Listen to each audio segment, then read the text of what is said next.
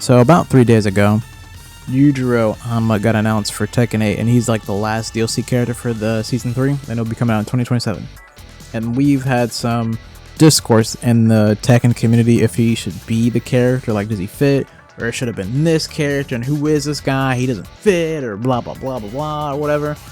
And I just wanted to talk about it because I think how people see Tekken 8 is just still different. Like, people see it more as like just a regular, well, not regular, they see it as an anime game. They don't see it like as like a traditional martial arts game anymore, or just don't see it just at all, because they haven't really been playing Tekken since the past game, so they don't understand like the evolution of how the game changed. So it's kind of like a battle of ideals of like how the game, what direction should the game go, basically.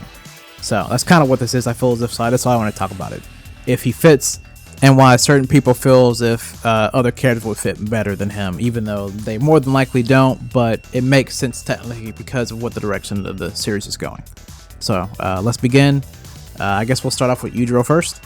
Do I think Yujiro fits in Tekken 8? Yes. I think he's one of like the best choices you could have chosen from an anime. Like, there are other animes that would have fit as well, or if not better. Like, for example, one anime I think would have fit like a glove is Kingen. In my opinion, Kingen Ashura perfectly would have fit, in my opinion, especially with the Hisum, perfectly. But this also technically is perfect, but I just think Kingen would have been more perfect in my opinion. But either way, that's just my opinion there. But he fits because, for one, he's mainly just a martial artist. Like, when I mean mainly, does he do ki blast? No. Does he blow up Jupiter? No. Does he punch the earth to stop an earthquake? Yes, he's done that one time. He's done some crazy stuff like that, but that's it. Like, he doesn't like actually have like a technique where he's like, all right, I'm about to punch the midair and it's gonna blow a bit. He doesn't do it. No, nothing like that. He mainly martial artist. That's it. Some supernatural strength, relatively, somewhat, but besides that, hands. He can copy people's techniques. I think he knows almost every martial arts, I believe, or all the martial arts. And that's pretty much it. When it comes to personality, dude is not a good dude. Like, he's not a good person. World's strongest in the universe. He is a terrible father. Killed. Oh, let me not spoil anything. Terrible father. He also, because people are like, he sexually assaulted some characters or whatever. Like, he should not be in the game, bro. And I'm like, do you guys not know Marduk's ending from Tekken 5? Like, are we forgetting stuff, or what Marduk did to Nina when he won? He's like, all right, now you're mine. Now, like, we're forgetting that? Oh yeah, baby, that's what I'm talking about. You need to get with me, girl. I am not into Neanderthals. Go back to your cave. I always get what I want. Like, they're and also characters have done some despicable stuff just in general. Like, I don't know, Jin creating World War III. So let's not say, oh, he can't be in this game because of this. Like, there's some characters in Tekken that are bad, dude. It's just like, so what, basically. And he's not real, so I don't really get that whole argument there. Like, if you don't like him, all right, that's cool. But to say he doesn't fit, you're trolling. Let's not do that. He fits pretty perfectly what I just said too. Terrible dad, just like Hachi, just like Kazuya, just like Geese, who was a guest character. It just fits. Legitimately, it fits. His heat will probably just be him activating his demon back, more than likely, and he gets a few new martial art moves of him just getting serious, or just like a powerful attack. That's basically it. So yeah, that's why he fits. He's going to be just hands. He might do some insane stuff because the direction Tekken is, and like the show for Baki. However, you will not see him throw a fireball. That's like the example here. Like, if, for example, people like Goku is a martial artist, he can be in Tekken, bro. If you don't think he's going to shoot Ki Blast, you're mistaken, because guess what? Clive can do it in his game, and he does it in game.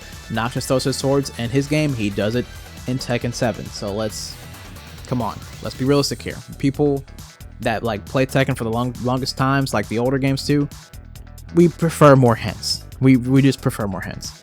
Do I understand why, though, people want characters like this? Is because characters like Marizo and Clive being added to the game, they're like, well, if this character's in here, and you've got a dinosaur like Gon in the game or something like that, or freaking Yoshimitsu's a sword, well, we can add all these characters. It kind of goes back to this argument, basically.